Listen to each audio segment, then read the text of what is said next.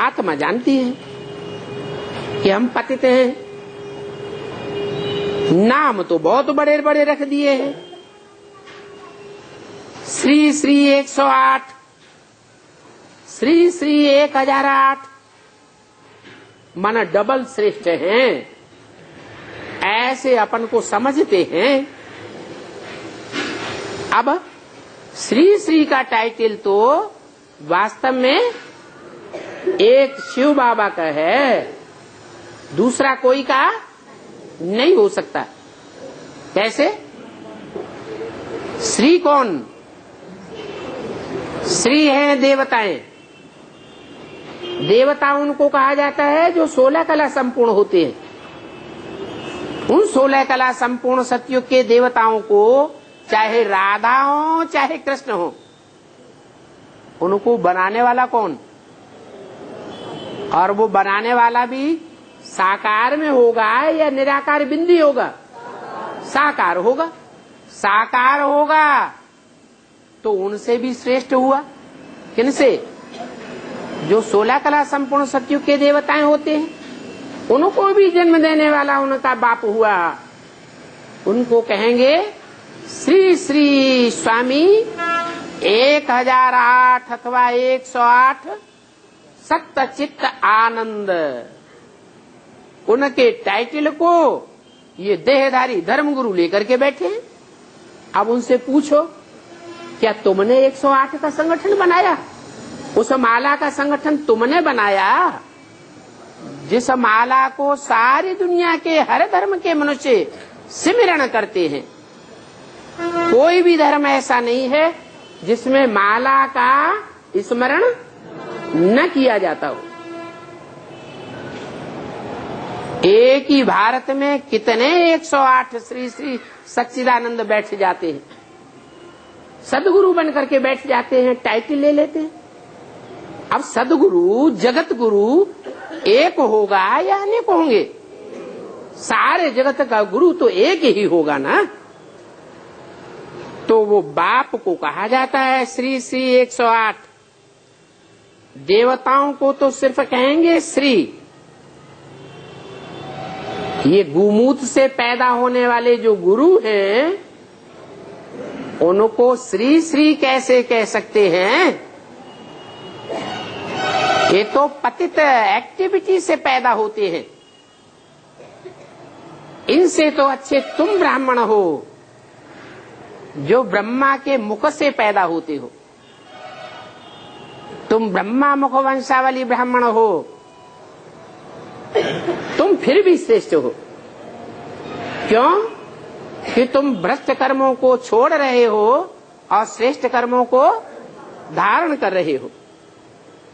श्रेष्ठ ते श्रेष्ठ भगवान अभी तुमको ऐसा श्रेष्ठ देवता बनाते हैं। गवर्नमेंट तो कुत्ते बिल्ले आदि सभी को श्री श्री कह देती है। क्या क्या मतलब हुआ? कुत्ता कहेंगे जो विचार फैलाता है। दुनिया में अनेक धर्म हैं, कोई अव्यभिचारी भी हैं जिन्हें देवता धर्म कहा जाता है, कोई व्यभिचारी धर्म है।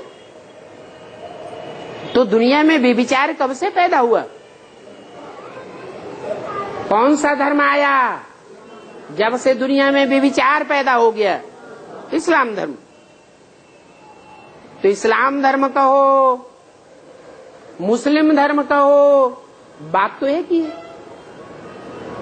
मुसलमानों को भी राष्ट्रपति की गद्दी पर बैठाए देते हैं और कहते हैं श्री श्री अली अहमद सुल्तान। अब ये श्रेष्ठ कैसे हो गए? श्रेष्ठ तो श्रेष्ठाचारी कर्मेंद्रियों से श्रेष्ठ कर्म करने वाले को कहा जाता है। भ्रष्ट आचरण करने वाली कर्मेंद्रियों को बढ़ावा देने वाले को श्रेष्ठाचारी कैसे कह देंगे? श्रेष्ठाचारी तो देवताएं थे।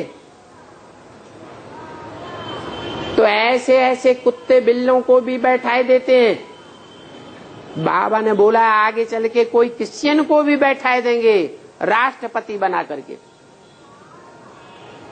अब क्रिश्चियंस तो क्या है, उनका धर्म क्या करता है, हिंदुस्तान पाकिस्तान को अलग अलग कर दो, आपस में लड़ते रहें, खुद भी लड़ते हैं, लड़ते लड़ते जब हार जाते हैं तो क्या करते हैं, दो फाड़े कर देते हैं, लड़ो। ये है बिल्लों का धर्म, खुद लड़ना और दूसरों को लड़ना। फिर उनको भी श्री श्री कह देते। पतितों को पावन, भ्रष्ट को श्रेष्ठ बनाने वाला तो एक ही बाप है। ये फिर पतित मनुष्यों को श्री श्री का टाइटल दे देते हैं। इसको कहा जाता है अंधेर नगरी अनबूझ राजा, टकासेर भाजी टकासेर खाजा। सभी को श्री श्री कह देते हैं। श्री फलाना, श्री ढिकाना, कितने टाइटल रख देते हैं कितने भिखारी, क्रिमिनल आई वाले।